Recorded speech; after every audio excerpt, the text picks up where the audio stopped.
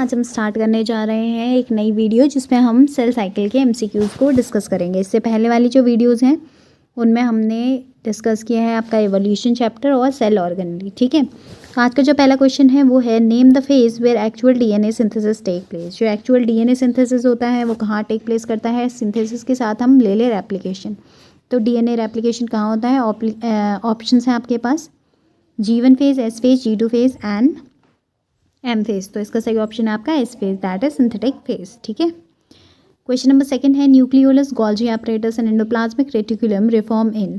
तो कौन से जो फेज होता है उसमें ये सब रिफॉर्म होते हैं, फिर से बनते हैं? Prophase, metaphase, anaphase, telophase. So सबसे पहले ये बात करते हैं रिफॉर्म। तो हम जान लेंगे कौन से फेज में बनते हैं, लेकिन इंपॉर्टेंट पॉइंट है डी जनरेट कहाँ पे होता है। जब डी जनरेट हो रहा होगा तभी तो रिफॉर्म होगा।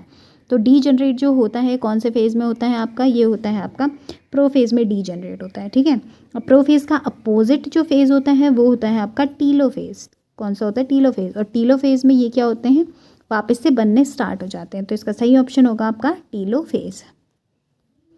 फिर है third, the centrioles duplicate during. Centrioles आपके प्रेजेंट होते हैं कहाँ? सिर्फ एनिमल सेल में। ठीक है, अब बोलता है सेंट्रियोल्स ड्यूप्लीकेट ड्यूरिंग। सेंट्रियोल का ड्यूप्लीकेशन कौन से फेज में होता है? तो वो आपका एस फेज में होता है। ठीक है, एस फेज में दूसरा मैंने क्या कहा था? DNA synthesis and DNA replication भी होता है।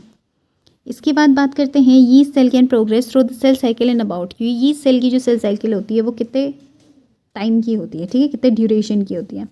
यहाँ पे अगर 24 आवर्स की बात करें, ह्यूमन की सेल साइकिल है। ठीक है, ह्यूमन की सेल साइकिल है। यीस्ट की होती है आपकी 90 मिनट्स की।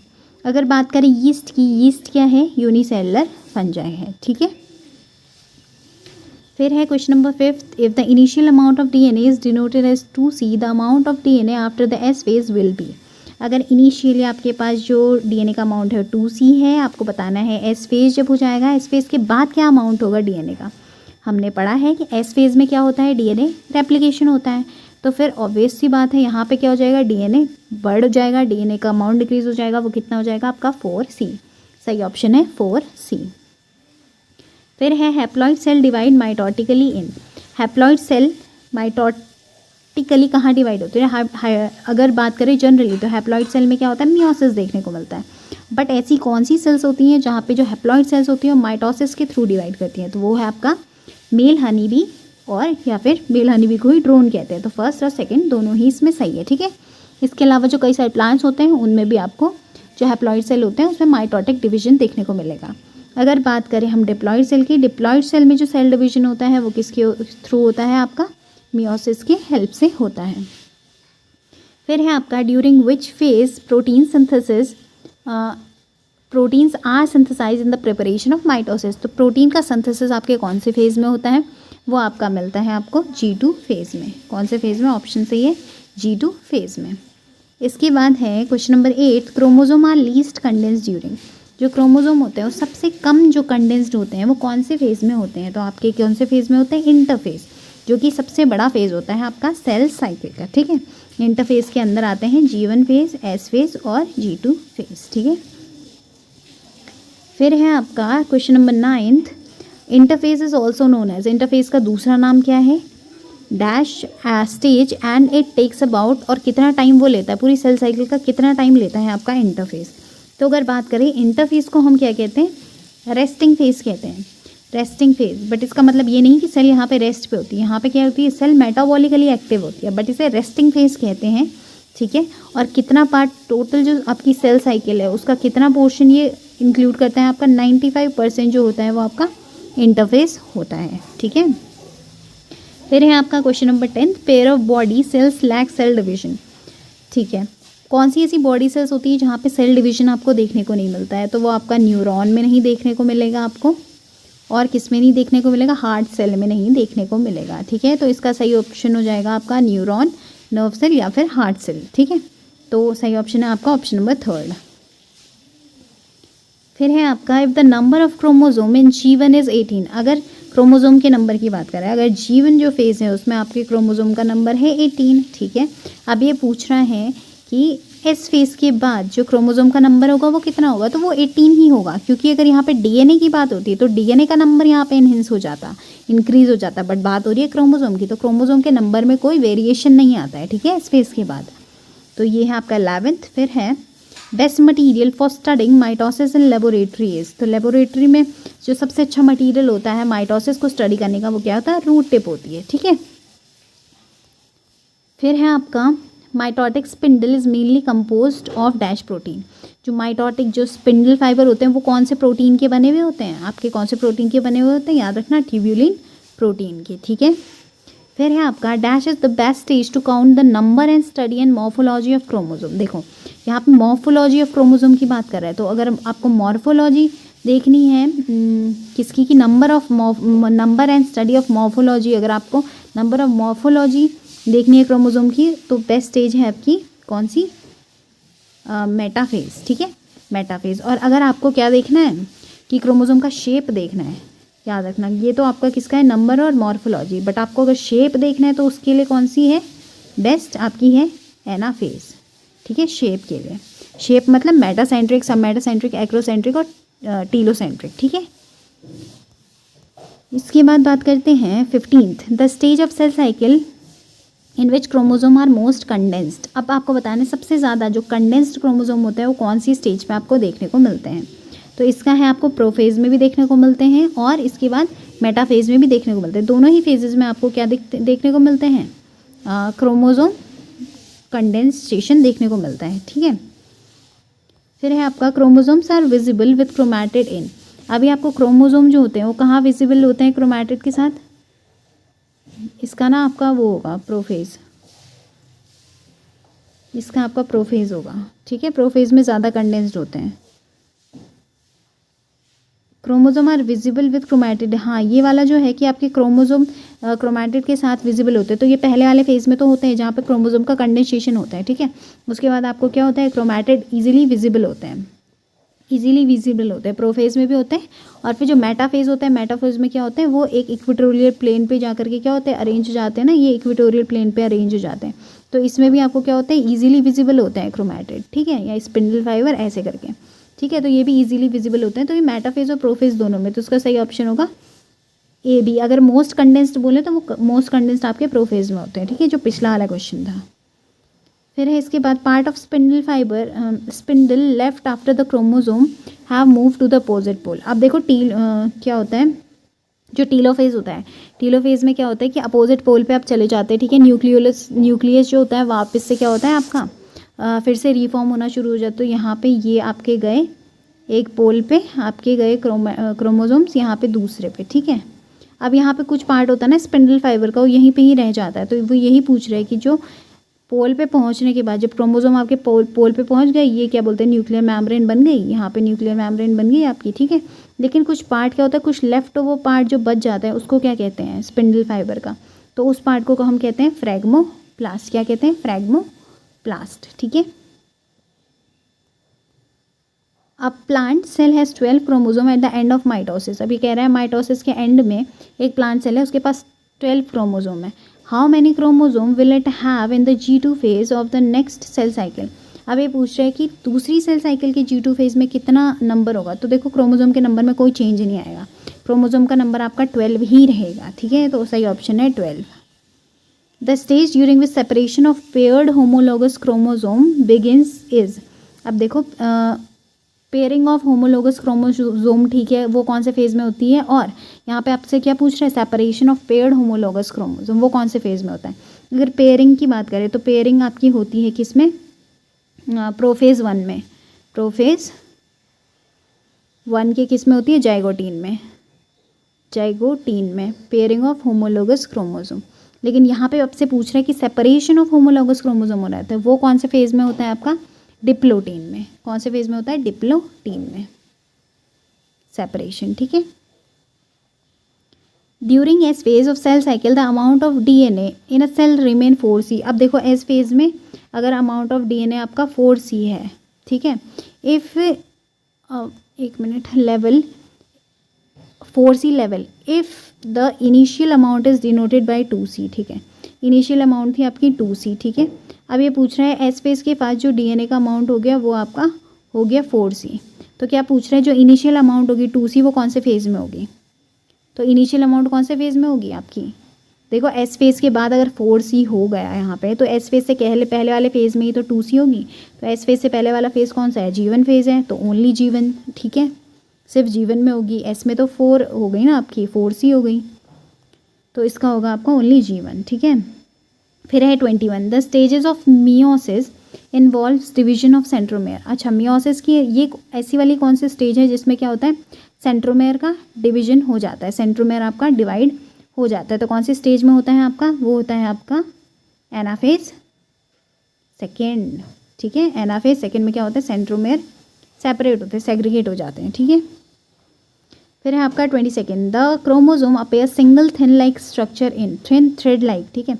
क्रोमोजोम एक सिंगल थ्रेड लाइक स्ट्रक्चर कौन सी स्टेज में आपको देखने को मिलेगा, वो आपको मिलता है लेप्टोटीन में, ठीक है। यहाँ पे क्या होता है, फिर उसके बाद क्रोमोजोम का कंडेंसेशन होता है, बुके स्टेज बनती है, ठीक है।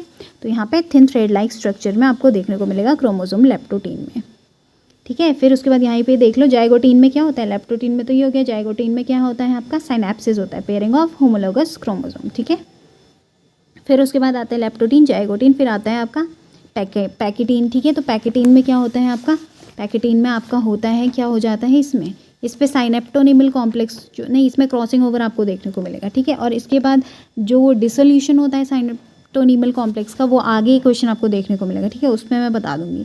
पैकेटीन में क्या होता है, क्रॉसिंग ओवर देखने को मिलेगा। इसके बाद है आपका question number 23, zygotene of prophase 1 is characterized by, अभी मैंने बताया जाइगोटीन में क्या होता है, जाइगोटीन वाली स्टेज में क्या होता है, देखो यहाँ पे क्या होता है, साइनेप्टोनिमल कॉम्प्लेक्स, फॉर्मेशन ऑफ साइटोनिमल कॉम्प्लेक्स, ठीक है। साइनेप्टोनिमल कॉम्प्लेक्स क्या होता है, यहाँ पे बनता है, और साइनेप्टोनिमल कॉम्प्लेक्स की वजह से क्या होता है, साइनेप्सिस होता है, पेयरिंग ऑफ होमोलॉगस क्रोमोसोम होती है, ठीक है। इसके बाद है आपका question number 24, the stage of homologous chromosome separate due to the repulsion but are yet held by chiasmata, ठीक है। यहाँ पे क्या हो जाता है कि जो रिपल्शन की वजह से होमोलोगस क्रोमोसोम जो सेपरेट तो हो जाते हैं, लेकिन क्या होता है, काइजमेटा जो होता है, काइजमेटा की वजह से वो क्या होते हैं, एक दूसरे से जुड़े हुए होते हैं। तो काइजमेटा कहाँ देखने को मिलता है आपको, कौन सी स्टेज में देखने को मिलेगा, वो आपको मिलेगा डिप्लोटीन में, ठीक है, डिप्लोटीन में। Diplotene stage of prophase 1 is characterized by, अब देखो डिप्लोटीन स्टेज ऑफ प्रोफेज 1 इस कैरेक्टराइज्ड बाय, कौन सी वाली स्टेज में आपको डिप्लोटीन जो स्टेज है उसमें आपको क्या देखने को मिलता है, तो डिसोल्यूशन ऑफ साइनेप्टोनिमल कॉम्प्लेक्स, मेटाकाइनेसिस। देखो बनता कहाँ पे है साइनेप्टोनिमल कॉम्प्लेक्स आपको देखने को कहाँ पे मिलता है आपका, जाइगोटीन में, ठीक है। आप पूछ रहे हैं उसका डिसोल्यूशन, तो डिसोल्यूशन उसका कहाँ होता है, उसका डिसोल्यूशन डिप्लोटीन स्टेज में ही होता है। इसका सही ऑप्शन होगा आपका डिप्लोटीन, डिप्लोटीन स्टेज का सही ऑप्शन क्या होगा, ऑप्शन नंबर 1, ठीक है। डिसोल्यूशन कहाँ देखने को मिलेगा आपको, डिप्लोटीन में देखने को मिलेगा, और फॉर्मेशन कहाँ पे देखने को मिलेगा साइनेप्टोनिमल कॉम्प्लेक्स का, वो आपको जाइगोटीन में देखने को मिलेगा। फिर है आपका 26, the separation of homologous chromosome at anaphase 1 is known as disjunction, ठीक है। लैम्ब्रज क्रोमोसोम जो कि आपका जायंट क्रोमोसोम है, तो ये पूछ रहा है लैम्ब्रज क्रोमोसोम आपको कहाँ देखने को मिलेगा, कौन सी स्टेज में देखने को मिलेगा, ठीक है। ये ऊपर का तो छोड़ दो, ठीक है। ये है क्वेश्चन मेन कि लैम्ब्रज जो क्रोमोसोम है वो कौन सी स्टेज में आपको देखने को मिलेगा, तो कौन सी स्टेज में देखने को मिलेगा, मियोटिक प्रोफेज में, ठीक है, मियोटिक प्रोफेज में। और कौन सी वाली स्टेज में आपको, डिप्लोटीन में, डिप्लोटीन में ही आपको क्या देखने को मिलेगा, आपको लैम्ब्रज क्रोमोसोम देखने को मिलेगा मियोटिक प्रोफेज की। प्रोफेज की स्टेज है ना, लेप्टोटीन, डिप्लोटीन, जाइगोटीन, पैकाइटीन, ठीक है। तो ये लेप्टोटीन, जाइगोटीन, पैकाइटीन और डिप्लोटीन, ठीक है। तो ये है आपकी, और डाइकाइनेसिस। फिर इसके बाद है question number 27, the number of chromosome is reduce to half during. अब ये पूछ रहे हैं क्रोमोसोम के नंबर जो होते हैं वो हाफ कब हो जाते हैं, तो कहाँ पे हो जाते हैं, मियोसिस 1 में हो जाते हैं, हाफ हो जाता है क्रोमोसोम का नंबर कहाँ पे, मियोसिस 1 में। If the gametes are produced after reduction division, मतलब मियोसिस, ठीक है, they are termed as, meiosis के बाद जो गैमेट्स बनते हैं उन्हें क्या कहते हैं, गैमेट्स कहते हैं नहीं, ठीक है, उन्हें क्या कहते हैं, मियोगैमेट्स कहते हैं। तो ऑप्शन क्या है आपका, ऑप्शन नंबर 2। फिर है मियोसिस डज नॉट अकर इन, अब देखो मियोसिस कौन सी सेल में होता है, जहाँ पे आपको सेक्सुअल रिप्रोडक्शन देखने को मिलता है। अब देखो सेक्सुअल रिप्रोडक्शन कहाँ है, ह्यूमंस में तो होता है, ठीक है, तो बर्ड्स में भी होता है, ये ऑप्शन नहीं हो सकता, आपको डज नॉट बताना है जहाँ पे नहीं होता है। बैक्टीरिया में होता है सेक्सुअल रिप्रोडक्शन, नहीं, साइनोबैक्टीरिया में होता है। तो इसका जो सही ऑप्शन होगा कि मियोसिस कहाँ पे नहीं होगा, तो मियोसिस बैक्टीरिया और साइनोबैक्टीरिया में नहीं देखने को मिलेगा। ठीक है, देखो एनिमल्स में तो होता है ना सेक्सुअल रिप्रोडक्शन, क्रोकोडाइल में भी होता है। ठीक है, तो ऑप्शन है आपका ऑप्शन नंबर बी, बैक्टीरिया और साइनोबैक्टीरिया में मियोसिस नहीं होगा। फिर है आपका question number 30, name the stage of meiosis way crossing over occurs between non sister chromatid of homologous chromosome. Crossing over कहाँ होता है, अभी बताया था मैंने, क्या होता है, पैकेटीन स्टेज में होता है। Longest phase of meiosis, meiosis जो होता है मियोसिस का लॉन्गेस्ट फेज कौन सा होता है, वो आपका प्रोफेज 1 होता है। फिर है आपका during meiosis 1 the bivalent chromosome clearly appear eight tetrad during. अब देखो जो बाइवेलेंट क्रोमोसोम होते हैं ना वो बिल्कुल टेट्राड की फॉर्म में, ऐसे बिल्कुल टेट्राड, ठीक है, ऐसे टेट्राड की फॉर्म में कौन सी वाली स्टेज में अपीयर होते हैं, टेट्राड की फॉर्म में कौन सी वाली स्टेज में अपीयर होते हैं आपके, वो होते हैं आपके पैकाइटीन स्टेज में, जो कि है प्रोफेज 1 की स्टेज पैकाइटीन। ठीक है, इसमें आपको टेट्राड फॉर्मेशन देखने को मिलेगा। ठीक है, यहाँ पे क्या हो जाएगी आपकी क्रॉसिंग ओवर भी होगा, क्रॉसिंग ओवर भी होगा। ठीक है, फिर है आपका 33 the number of chromosome become half in. अब क्रोमोसोम का नंबर जो हाफ हो जाता है वो कहाँ पे हो, कौन से उसमें होता है, कौन से फेज में होता है, तो कहाँ पे होता है वो, एनाफेज में। कहाँ पे होता है, एनाफेज में, एनाफेज में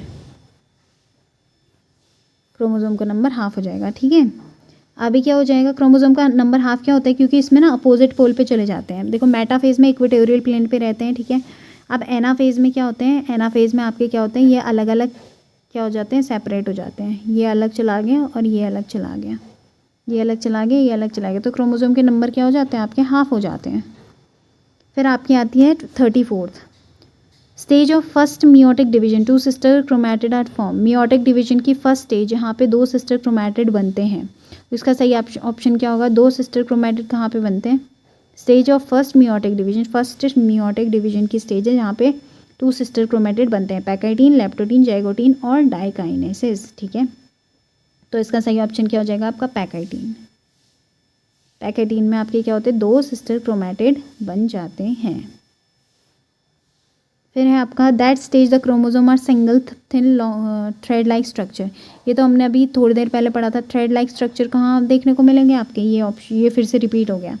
तो thread long thread like structure कहाँ पे देखने को मिलेंगे, लेप्टोटीन में। ठीक है, फिर है क्रॉसिंग ओवर फाउंड इन, ये भी बताया है क्रॉसिंग ओवर, ये फिर से रिपीट हो गया, मैंने बहुत बार बताया, पैकाइटीन स्टेज में। ठीक है, फिर है repulsion of homologous chromosome begin during. अब यहाँ पे क्या होता है, रिपल्शन कौन सी स्टेज में देखने को मिलेगा होमोलॉगस क्रोमोसोम का, तो वो आपको कहाँ मिलेगा, डिप्लोटीन स्टेज में देखने को मिलेगा रिपल्शन। फिर टर्मिनलाइजेशन अकर्स ड्यूरिंग। अब देखो टर्मिनलाइजेशन, जो टर्मिनल पे पहुँच जाएंगे क्रोमोसोम, वो कौन सी स्टेज पे आपको देखने को मिलेगा, तो ये है क्वेश्चन नंबर 38, इसका क्या हो जाएगा, डाइकाइनेसिस। जो डाइकाइनेसिस होगा उसमें आपको क्या देखने को मिलेगा, टर्मिनलाइजेशन ऑफ क्रोमोसोम्स। ठीक है, इसमें क्या होता है, जो कियास्मेटा होता है, जो काइस्मेटा होता है वो कहाँ पहुँच जाता है, एंड ऑफ क्रोमोसोम, क्रोमोसोम के एंड पे क्या पहुँच जाता है, काइस्मेटा पहुँच जाता है, और क्या होता है, टर्मिनलाइजेशन हो जाता है आपका क्रोमोसोम का डाइकाइनेसिस में। 39 है microtubule form opposite pole of spindle get attach to the kinetochore of sister chromatid during. अब जो काइनेटोकोर होता है, काइनेटोकोर से जो क्या होता है, स्पिंडल फाइबर जो अटैच होते हैं काइनेटोकोर से। ठीक है, वो कौन सी स्टेज पे जाके अटैच हो जाते हैं, कौन सी स्टेज पे अटैच होते हैं, इसका आपका है ऑप्शन क्या, मेटाफेज में। मेटाफेज में क्या होते हैं, जो काइनेटोकोर क्या होता है, ये वाला पोर्शन होता है ना, ये हो गया आपका, ये बीच में सेंटर में है, ये वाला पोर्शन आपका काइनेटोकोर। ठीक है, तो स्पिंडल फाइबर काइनेटोकोर से कहाँ पे अटैच होता है, मेटाफेज सेकेंड में। फिर है आपका last question, question number 40, during meiosis 1 the number of chromosome इन। जब मियोसिस 1 की प्रोसेस होती है तो क्रोमोसोम का नंबर क्या हो जाता है भैया, आपका क्रोमोसोम का नंबर क्या हो जाता है, मियोसिस 1 में हाफ हो जाता है। ठीक है, 2n से क्या हो जाता है आपका, n हो जाता है। अगर ह्यूमंस की बात करें तो 46 क्रोमोसोम में यहाँ पे कितने हो जाते हैं आपके, 23 क्रोमोसोम्स हो जाते हैं। ठीक है, तो ये था आज का लास्ट क्वेश्चन। आज की क्लास में इतना ही। अगर आपको क्लास अच्छी लगी तो please like share and subscribe to my channel. कल की वीडियो में हम प्लांट्स एंड एनिमल टिश्यू पे बेस्ड MCQs करेंगे। Till then good luck for your exams. Bye.